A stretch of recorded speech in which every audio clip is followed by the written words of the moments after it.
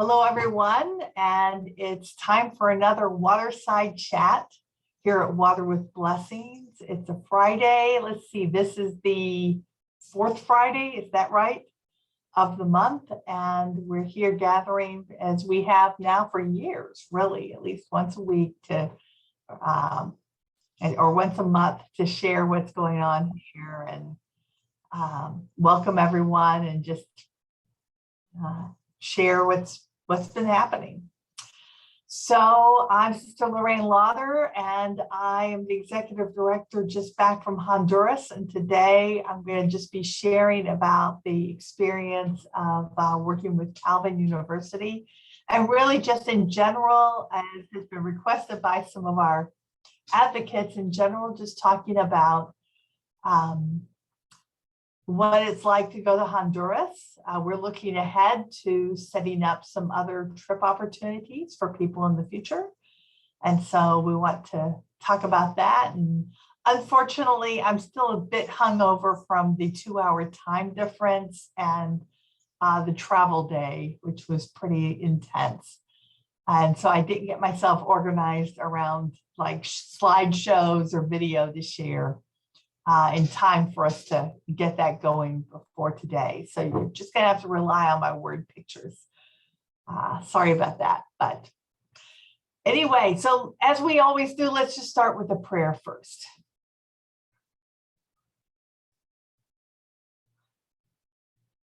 Lord Jesus, we thank you for gathering us here together today, for your presence, for your encouragement, for your spirit, for your support of this mission. We pray your blessing on all those who are a part of our mission. We pray especially for our water women, for all of our team members, that today will be a day of blessing for them, that their families will be kept safe, their communities will be at peace. Pray for all of our donors, our advocates and volunteers, everyone who in some way gives from their heart to help your thirsty children. We ask you to bless our time here together, and we pray with you. Our Father who art in heaven, hallowed be thy name. Thy kingdom come, thy will be done on earth as it is in heaven. Give us this day our daily bread. Forgive us our trespasses as we forgive those who trespass against us. Lead us not into temptation, but deliver us from evil. For thine is the kingdom, the power, and the glory, now and forever. Amen. Amen. So, welcome again to everyone, and I think I'll just launch in with a brief overview of the recent trip to Honduras and then open up the floor for questions, okay?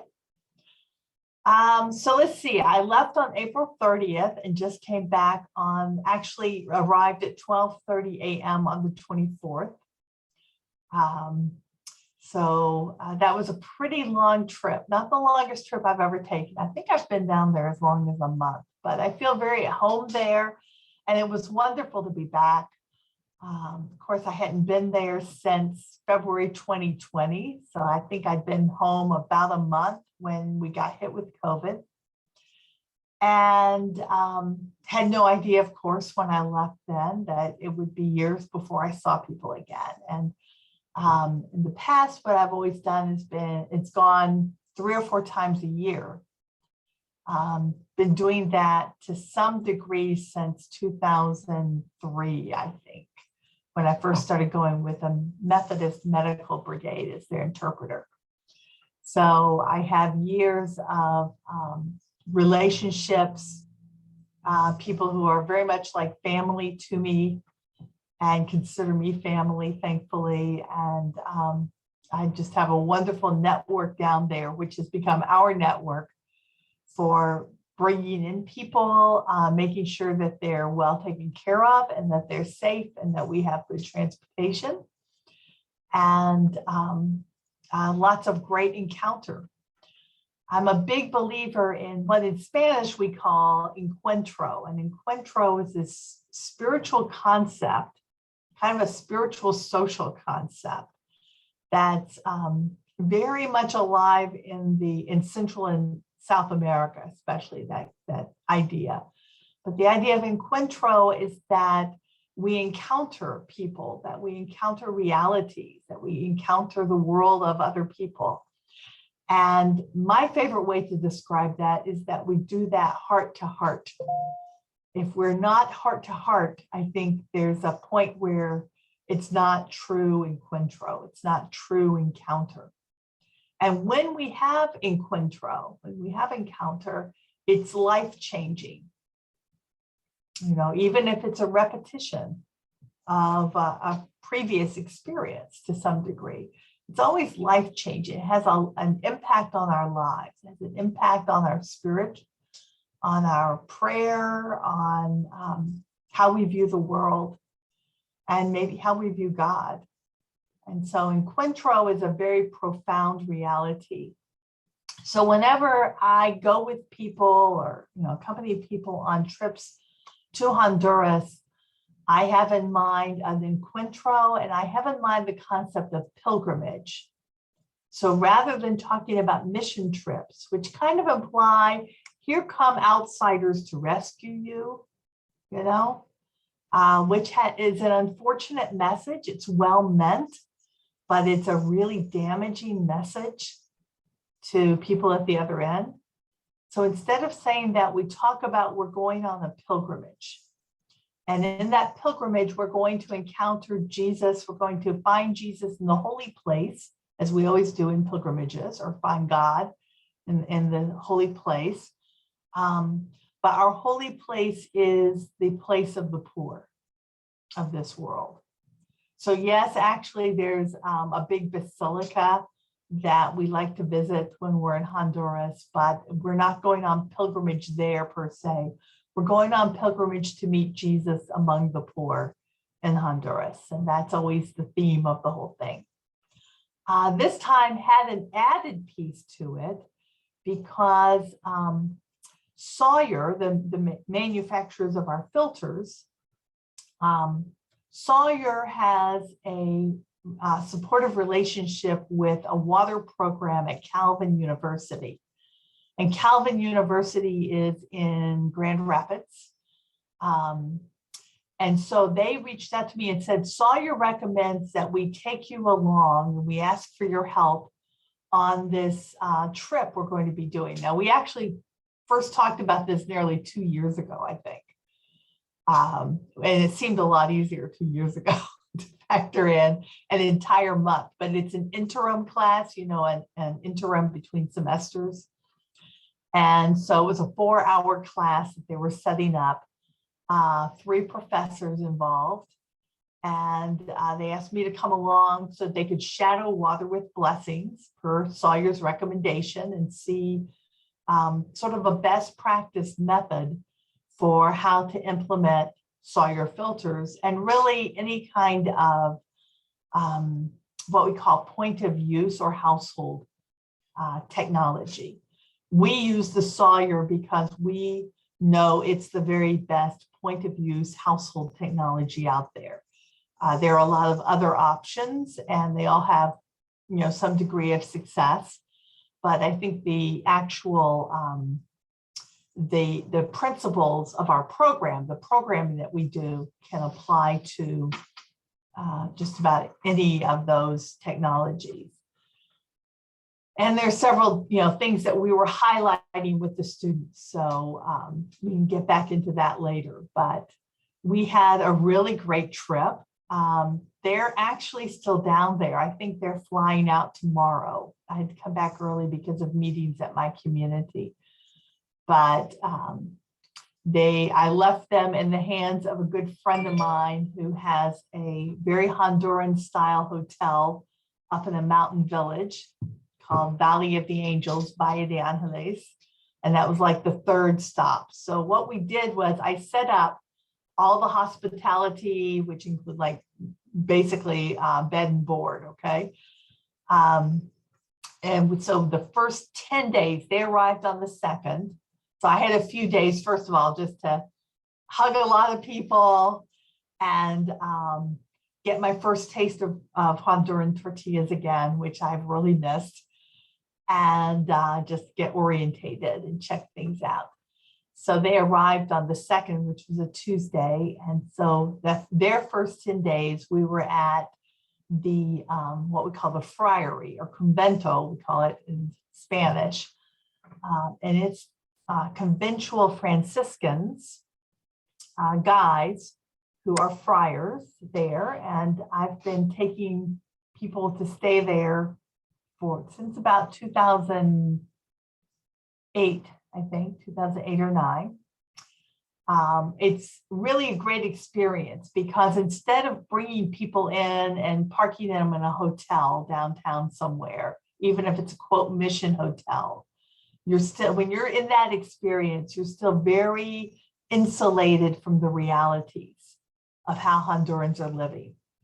And it wouldn't be prudent to expose North Americans to the full reality, like just set people loose in the neighborhood. So this is a good transition spot to stay there with the friars, and also the next place that I'll describe. But with the friars, we have their campus, which is some acreage, and their building. We actually managed to squeeze in 20 of us. Yeah, the first few times we had 20 of us, which was a new high. And they provide a couple of cooks. It's a safe, clean, very simple arrangements, but comfortable. No air conditioning. We are at a higher altitude, and this time of year, it actually felt cooler there at a higher altitude than it was in Louisville. So it's the start of the rainy season. We had a lot of rain. Everything was very lush and green as it is here. So very much the tropical rainforest kind of feel. A lot of mosquitoes this time. But it was just, kind of Honduras at its most beautiful. And when we stay there, the students stay like 2 to a room, and they share bathrooms and whatnot. As I said, it's simple, but there's a guard, there's guard dogs. So we're in the middle of a kind of somewhat edging towards middle class now neighborhood. It's developed over the years, but a lot of crime, a lot of the realities that Hondurans in general deal with. We had water shortages that we too had to contend with. Electricity outages, internet, very intermittent. If it rains, there's generally no internet. Eating, for the most part, typical Honduran food. Living just in a simple building of pretty much unpainted cinder blocks, and just very simple beds and very simple furniture. And without a lot of the amenities that a hotel would have provided. The hot water, which is these point of use hot water over the shower kind of units that sometimes work and sometimes don't, but they don't provide a lot of hot water. So, you're dealing with, to a degree, some of the limitations that Honduran people deal with in general. Of course, nowhere near the degree they do if they're among the 40% who live in dire poverty. But we stayed there, and I'll come back to some of the experiences they had, which were really great, and some of them were new experiences for me. But we stayed there 10 days with the conventual friars, and then we went out to a retreat center in a village called Tamara, actually out and above this village called Tamara. It's about an hour outside of Tegucigalpa. I think I forgot to say this was in the city of Tegucigalpa. And for those of you who've been there before, the main airport has now been moved to Palmarola, which is about 45 minutes or so outside the city. So it changed up things a little bit, but it was a much safer feeling landing, I'll say that. So anyway, then after 10 days at the Friary, moved the group out to Tamara, and that's higher in the mountains a bit, cooler. It's run by the Marilam sisters, and they're a Catholic congregation that mostly serves in parishes. Although one that I've known, a friend of mine, turns out that she is now in the US working at the border with undocumented immigrants coming in across the border, and that whole reality in Texas. But anyway, the Marilam sisters are really a great group. And one thing they have there is this retreat center where they can accept up to like 50 people. So it's just a different change of pace, much cleaner air, much fresher air, which is really nice. Not the noise of the city, and just a different reality. And so from there, they went out on some experiences as well. And I'll come back. We also did some Water with Blessings trainings in both of these places. And then the day before I left, on the 22nd, on Sunday, I took them up and kind of got them settled with my friend Don Ciro Peña, who he and his family are dear friends of mine. And they have a old Honduran style hotel up in Valle de Angeles, Valley of the Angels. And Don Ciro is also the source of our coffee. Debbie, you have to grab some of our coffee, please. I brought back some coffee. Now I don't have very much, but it's super fresh, organic, mountain grown, prize winning, delicious coffee. We're selling that for $10 a pound. So up there, up with Don Ciro and his family, there's both the hotel and the opportunity to visit the coffee farm and learn about coffee production. So that's always very popular, and do a little hiking. There's an old mine down there, and it's really a beautiful area. I shouldn't say down there, it's all up there. It's in the cloud forest. So the day I left, actually the day before I left, and I woke up, I went out on the balcony and we were in the clouds. You could see we're in the clouds up there. So it's a really beautiful experience. And that's very much a tourist town. It was originally like a Honduran tourist town, and lots of Honduran crafts and such. And lots of Honduran families have like a vacation home up there and such. So I always say it's a bit like the Gatlinburg of Honduras, but without Dollywood, without all the crazy rides and all that kind of stuff, without what Pigeon Forge is now. But anyway, it's a beautiful place, and a nice place to kind of unwind and experience a little bit more. So let's see, I'm going to go back now in my head to the Friary and all the experiences going forward from that point that we tried to offer the Calvin students as part of this class. So this class was all things water, everything from the logistics of water and water treatment and where water comes from and all of that, over to all the social justice issues around water. So it was a really broad, inclusive class, and they had a lot of great reading material. I should try to send back some of that, or send out some of that. I was really inspired by some of the reading material that they brought along. Calvin University is a Reformed Christian church, and very Dutch. I have never been exposed to so much Dutch culture in my life. I laughed. I told them no one in Louisville has ever told me, when I said, like, what's your ethnic background? They just say, I'm Dutch, and a lot of them were Dutch, a lot of Dutch names. but really a delightful group of students. I have never had an easier group. Very open to participating in prayer and, prayer and lots of conversation about theology, spirituality, etc. How all this affects everything.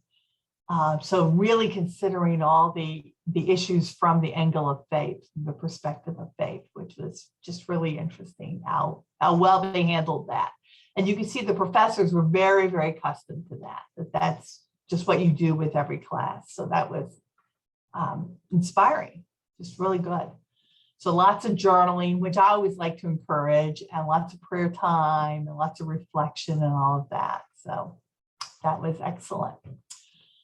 So one thing we did was we had 4 different days where we shadowed the Water with Blessings team and then talked about that and unpacked those realities. Before that, we actually, I think the first day they were there, I had the team come over and introduce themselves, and we all just sat there and talked through Water with Blessings and how we began and with this team. So you realize this Honduran team, these include some of the original water women, the very first water women in 2008 among the group of 10, and the lay leadership that was part of that. So, people that we've had involved with this for over 12 years now, 14 years, I guess. So it's been wonderful to watch that team evolve and become even more and more confident, and their leadership is fantastic. So a lot of times people have the idea, again, back to the concept of mission, that we go and we, like the other day I had explained to somebody, no, I don't send people to go do this. We recruit local people who know what they're doing, who speak the language fluently, and who are, the credible witnesses to what's possible. They're the credible teachers for their own people. I did have the kids bring along like arts and crafts for little kids, so that that kind of gives them a little hands-on and spontaneous interaction with people. And a couple of them were pretty fluent in Spanish, of the students who were with me. And the others, were trying things out. We did have one moment where I think, as I heard of it later, I always say now, if you're taking care of the kids, just remember, first of all, solo uno, it's like you only get one of these. Okay. Uno, whatever it is, and no in Spanish is no in English. But it sounded like they forgot the word no in Spanish, got kind of overwhelmed. The small kids are the same everywhere. They'll take a little advantage if they can. So, but that was great experiences for them. And, that was kind of great, easy interaction. And then they would try out their Spanish and their interaction. They asked lots of great questions and be involved. So each of those days, we had one day in the parish where the friary is, at the parish center, which is on the same campus. Trained about 45 women that day, I think. We had one day in Divine Mercy where Water with Blessings started. So that's up in a very, what we call hot neighborhood, a very crime-ridden neighborhood, gang-controlled, up on the edge of town, it's what's called a marginal community.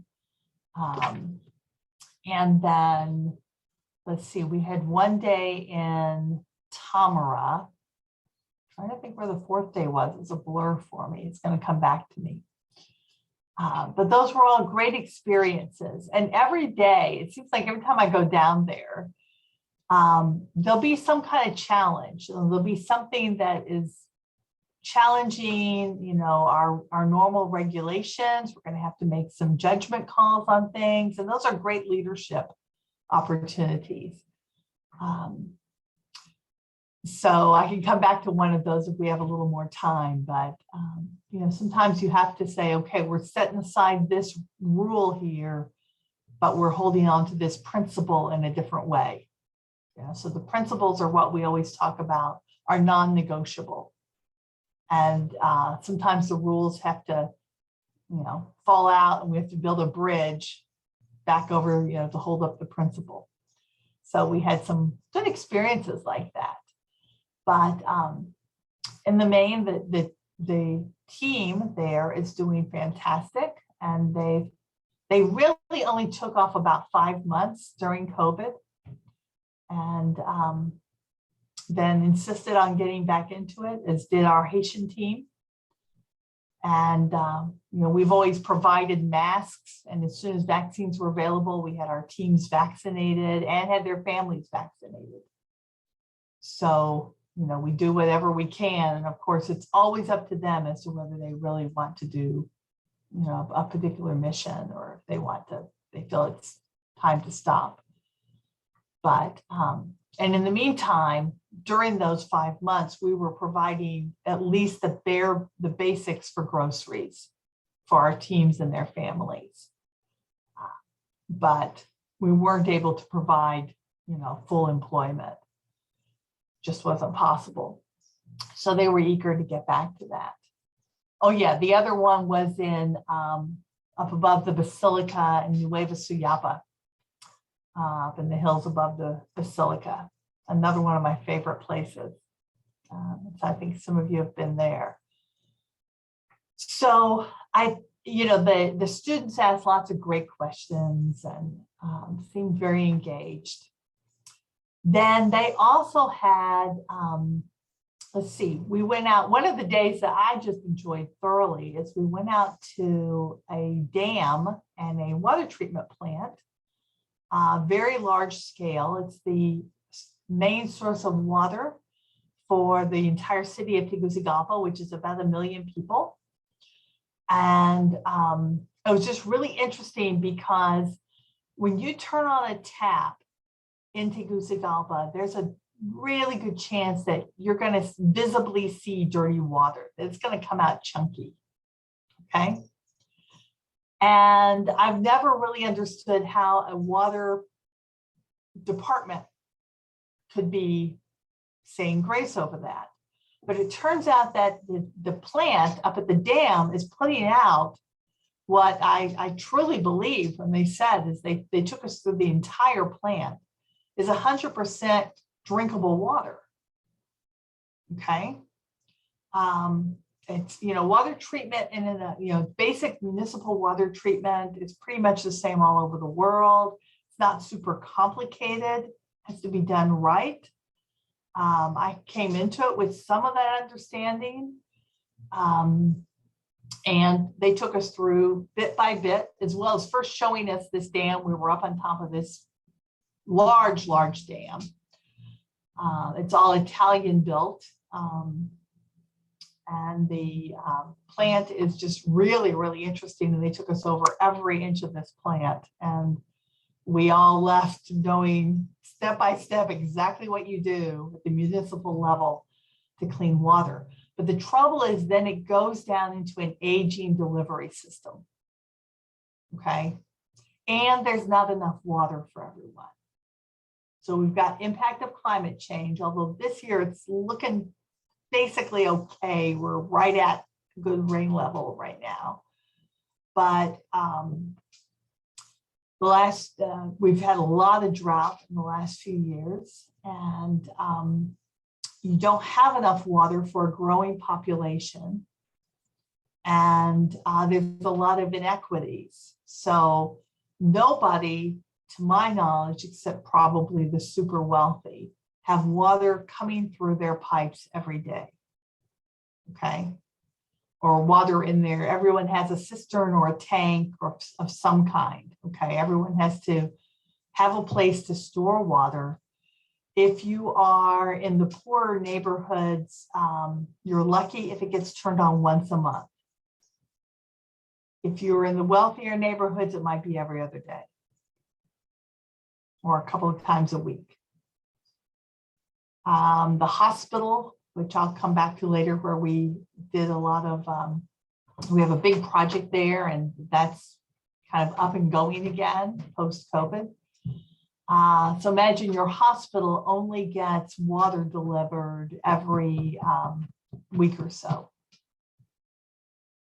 Yeah, and drinking water is not, you know, just a standard aspect of care. Clean drinking water is not a given in your hospital. That's the reality in much of the developing world, and certainly in Honduras. So you've got this aging, you've got this, you know, overworked system, and then you've got these aging pipes. You've got places where black water pipes were laid right next to clean water pipes, and those are deteriorating. So you get crossover. You've got just incredible number of ways that that whole system is compromised. And so that water that starts off clean up in the mountains does not come out clean through your faucet. It's not reliable water. But the guy who runs that up in the mountains, the dam and the plant, he gave us the tour personally. And I was so impressed with him. His name was Oscar. And he talked about his passion is water, and this is very much a religious commitment to him, that he's responsible for this, you know, water is life, and so he feels he's got the life of this city in his hands.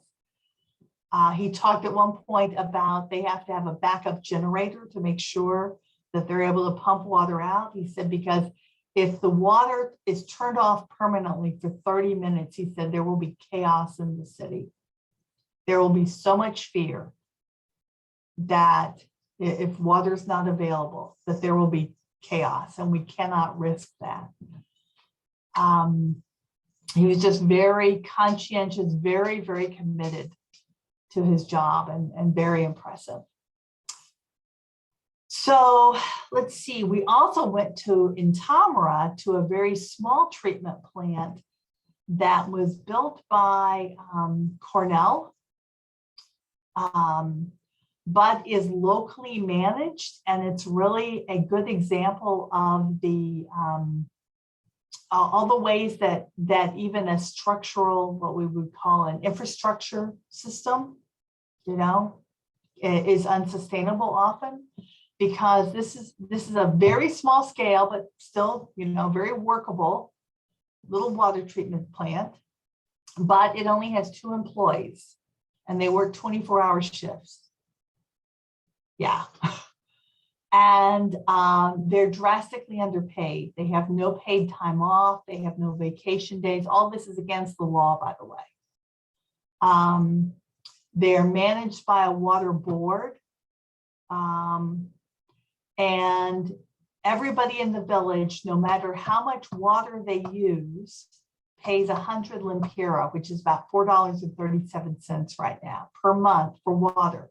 So it's another place where there are wealthy people who have summer homes, or I think even during COVID, they kind of just moved out there. You have people who have swimming pools, and you have people who don't know if they're eating tomorrow, and they're all paying the same amount for water.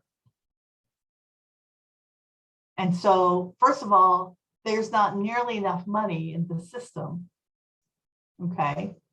And secondly, there's just a terrible inequity there, that people are literally filling swimming pools with the water, and they're paying $4.37 a month. And there are people who can't afford that $4.37 a month who don't have water at all. And those who can barely afford it, who have it, who are paying the same. So just another, you know, illustration of some of those realities. But it was just interesting, the same exact process, just on a very much smaller scale, an infinitely tiny scale compared to the big plant. So we also went and talked with a group that's Association for Social Justice, and they work with governments, whatever administration is in power, to help bring about equities. Now, water is not something that they're into so much.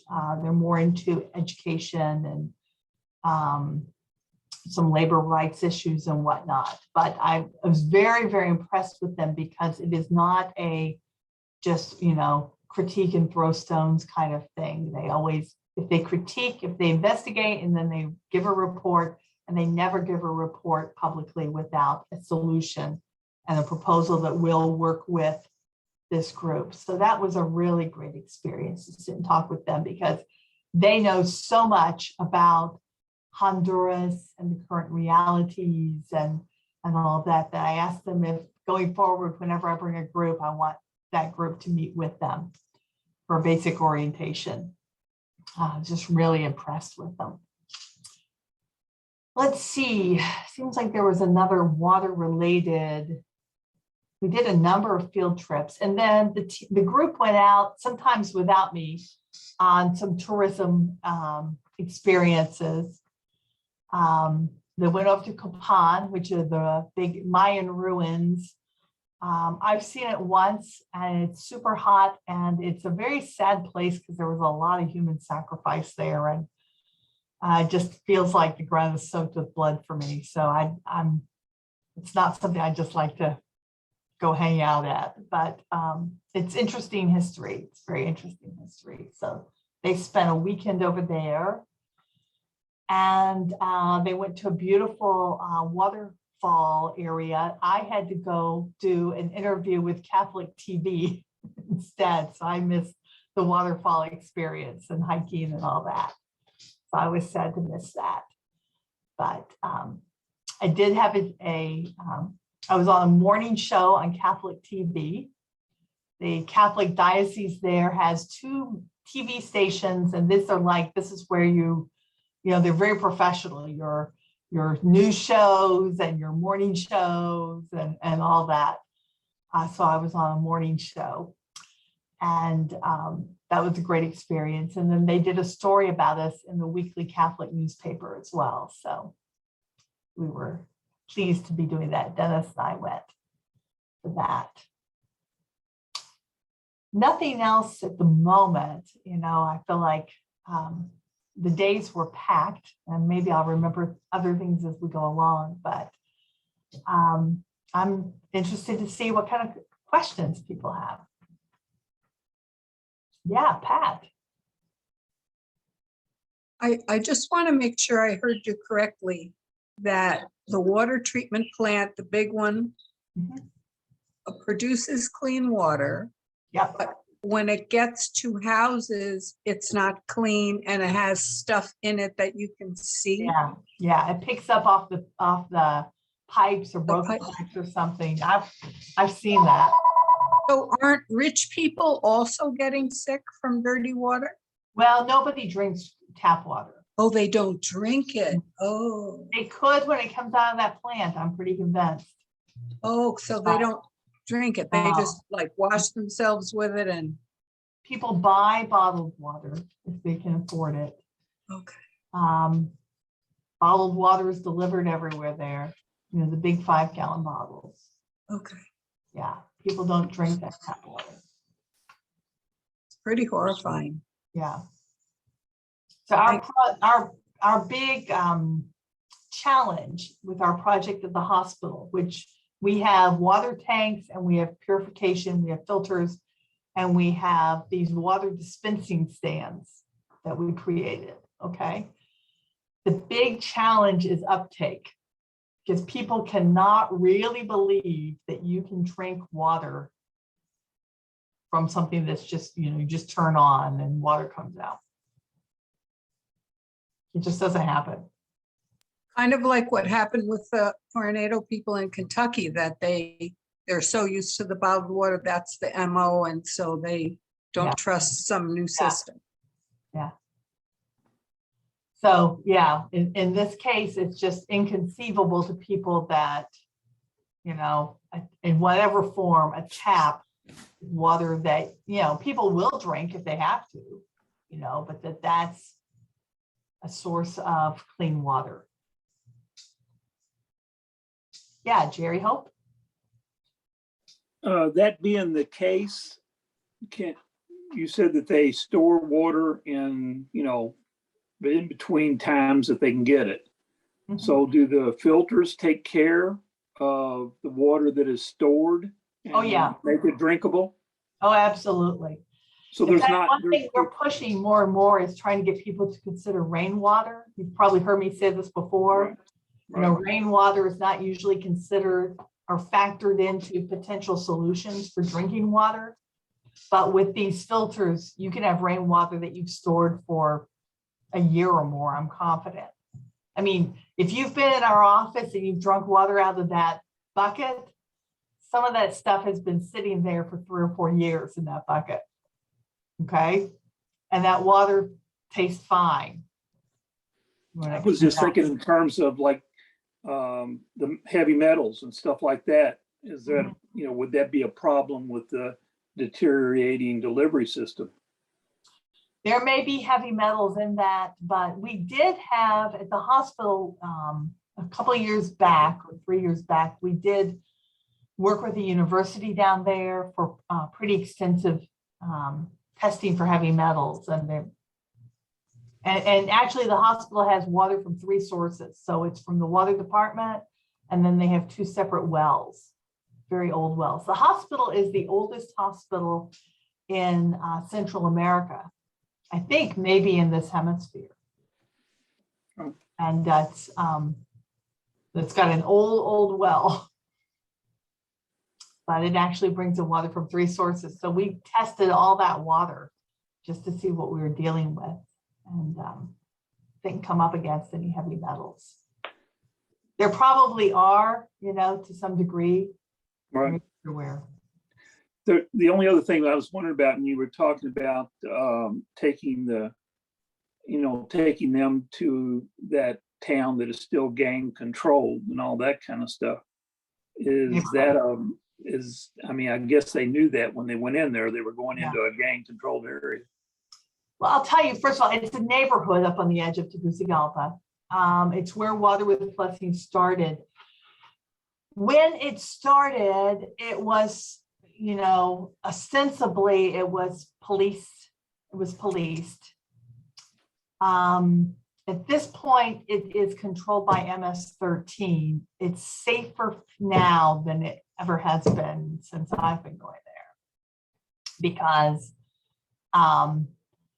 MS-13 kind of keeps a tight rein on anybody else's crime. They don't want any other crime happening, and they want a calm neighborhood. It's right off a neighbor. It was like it's right off this highway, and once this highway was completed, it's got a real convenient entrance and exit. And this all has to do with the drug trade, which is really moving drugs through here to the US. Okay. That was one thing we talked about a lot over at ASJ was, the realities of that, the biggest impact of crime and the presence of gangs and whatnot is fueled by US drug trade. People who think of drugs as a victimless crime are way off base. But anyway, so it's like it's like a way station, I think, or something there. But we're very careful and street smart, and they know we're there. We're basically there on permission, and we don't go in making big waves or anything. And only you don't go, there's a generally understood thing that if, activities at night, you're gone by dark. Dark is 6 o'clock. We're close to the equator. Okay, so it's dark at 6 o'clock and light at 6 a.m. And you just respect times and spaces. So I've been going there since, like I said, since 2003 or 4, the original medical brigade. And aside from, like a van driver, being told to fork over 500 lempira, which is like $20, There's not been any, we've had no problems. But, you know, we're careful and we're respectful. And that's where our Water with Blessings office is. Oh, it's very, we're careful. Sister Larraine, did you have the opportunity to review some of what the students read? I know earlier you had sent out and mentioned that they were reading a book called something like When Helping Heals, and Yeah. I've thought about buying it, but I was wondering about your recommendation on it. Yeah, absolutely. I would recommend that. You know, there's that classic book, When Helping Hurts. I think I have a copy around here somewhere. And there's another one, Toxic Charity. And so the whole point of When Helping Heals is that those two books made a lot of good points, but they're very discouraging. And the takeaway for a lot of people who read When Helping Hurts and Toxic Charity is, oh my gosh, we shouldn't do anything. Okay, we should be afraid to move. We probably do more harm than good. And this is written by a couple of professors at Calvin. And it's very small. It's about this big and about this thick. So it's a great, you know, summary. But When Helping Heals, and they are deliberately addressing, okay, we have to do something. You can't just stop because of these discouraging messages. And these messages have a lot of truth, but there are ways to do helping that heals instead of hurts. So. Thank you. What Water with Blessings does is a good example of that. So yeah, it's very good. And I'm going to look up here while somebody gets another question ready. I'm going to see if I can pull up the name of the other book here. I just find this syllabus. I can get it. And I think it's definitely, and I haven't read all of it yet, but I would definitely recommend it. So let's see. On the required reading.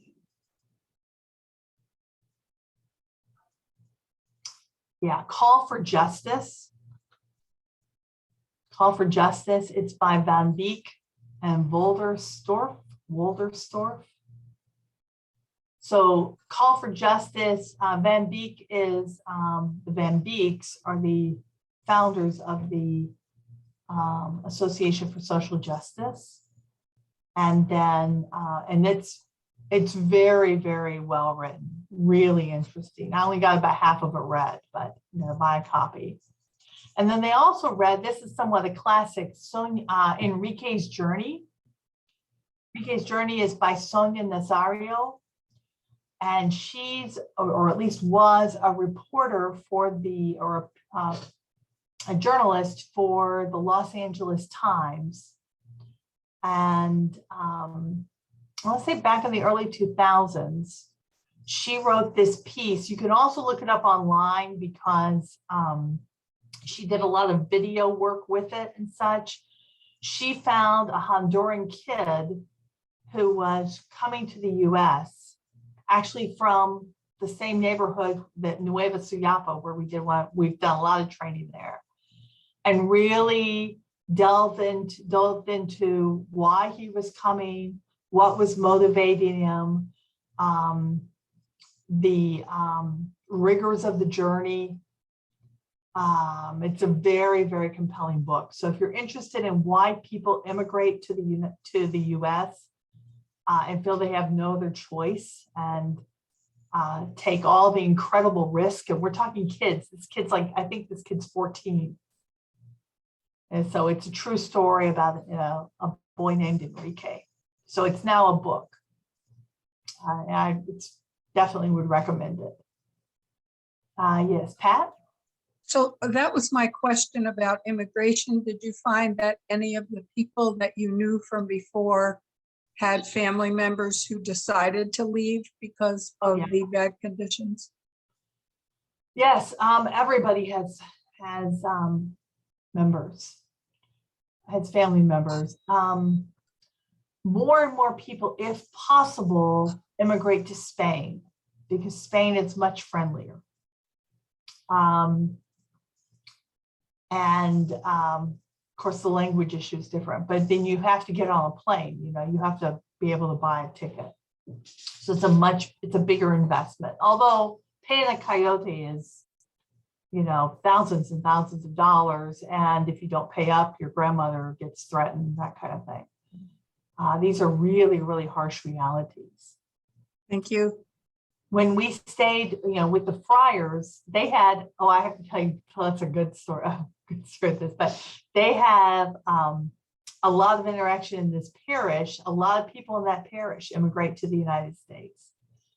And they have a youth theater group, which they're begging me to help them find sponsors. So if you know anyone who's interested in youth theater, please let me know. And they did a play for us that was about the land grab oppression. It's a department it's being shut down now under a new administration, but people being forcibly removed from their land. And then, there's no social safety net in places like Honduras. There's no, you can't eat, here's food stamps. Or your children, need medical care, here's this. So it was very, very stark play, but they were trying to get across, this is why our friends and family, so these are kids telling this, this is why our friends and family choose to immigrate and feel like they have no other choice. And sometimes it's because of violence, it's because of displaced, it's because there's no work. It's actually kind of worse for kids who have gone to college. You can go to college fairly inexpensively, but then it's much harder to find work, that's anywhere near suitable to your education. A lot of those kids immigrate too.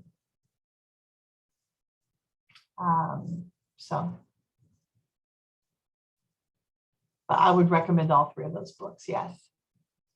Other questions?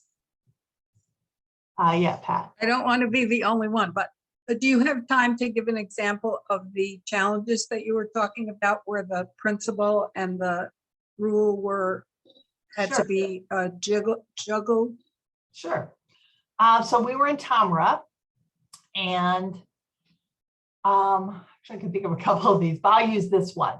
So we were in Tamra, and the local coordinator somehow had misunderstood and thought that I was saying we had to have a training right there at the retreat center.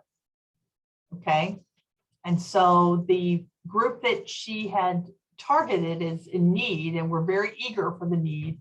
Actually, we're a group of mothers who walked 2 hours with toddlers and babies to get to us. Now, they live in an off-road kind of village, and we could probably have spared them 1 hour of that. Okay, but we would have gotten out closer to them. It wasn't until they showed up that I realized what was going on. Okay. Now, our principle is that everyone is invited to apply to be a water woman, and that we're not oversaturating a place with more water women than it needs. Okay, because that would deprive another community. And also that we do the drawing of names. So we actually have a child draw names after a prayer. Okay, so that we're not inadvertently promoting anybody's favoritism or political stuff, or somebody trying to manipulate church membership or anything like that. We're just leaving it up to God. But here come these 31 mothers and dragging children in the sun, and they've walked 2 hours. And a few others came along. So first of all, of the 31, we had said, well, we were going to do 30, but we don't have enough then for the drawing. And usually if we were in place, we would say, it's kind of making sure that everybody gets the word. The local coordinator has to come up with way more candidates. Otherwise, we know it's been manipulated, or it's a good chance it has been. The number 31 came along, and one of the younger mothers earlier said, she's more in need, I'll give her my place. One of the 30, so this is just like this day was full of this.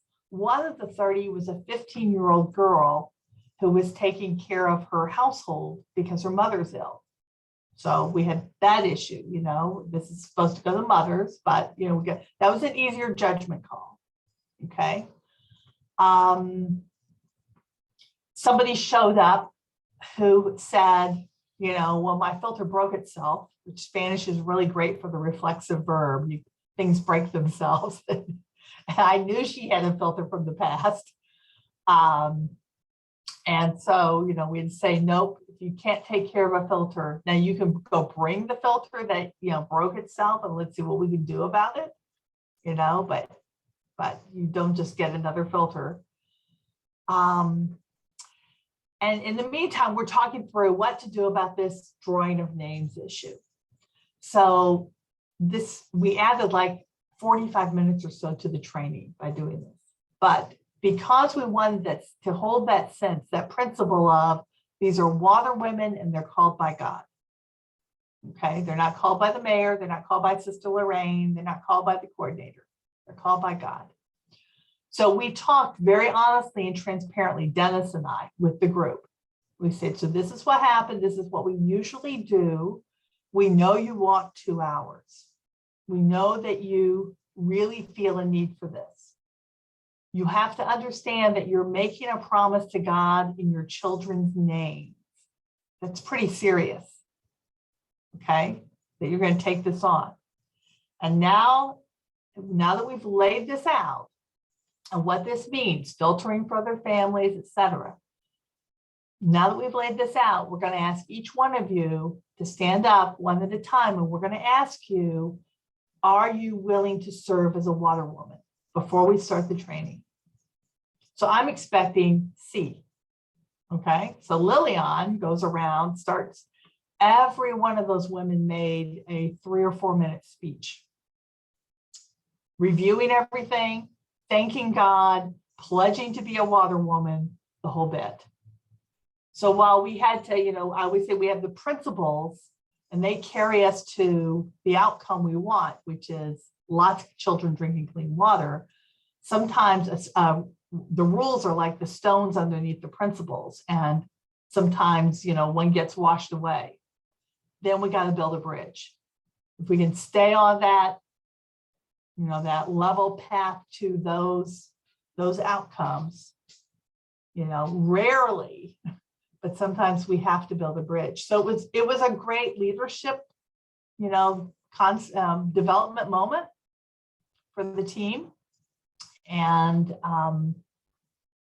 you know, it was good. And, you know, we all were convinced, every one of those women, including the 15-year-old girl, were all in on being water women. So it was a great moment, but it's a trying time. Challenge. Any other questions? Who wants to go to Honduras? I'm hoping that maybe I'll be going back in the fall.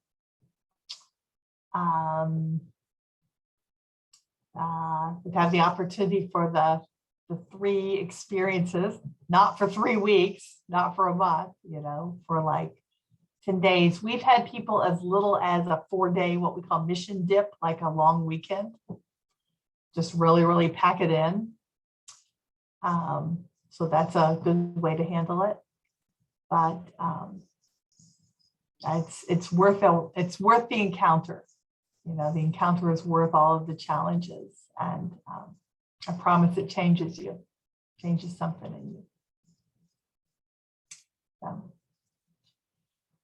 well, if we don't have any other questions, I think we'll draw this to a close. We're right at about an hour since our start, and Really appreciate everyone who connected in today. And hope you have a great holiday weekend. And look forward to seeing you next month. Thanks for sharing all this. You're welcome. Thank you. Thanks to all for joining. Hello, Michelle. I see you. Give me a call. Okay. All right. Bye for now.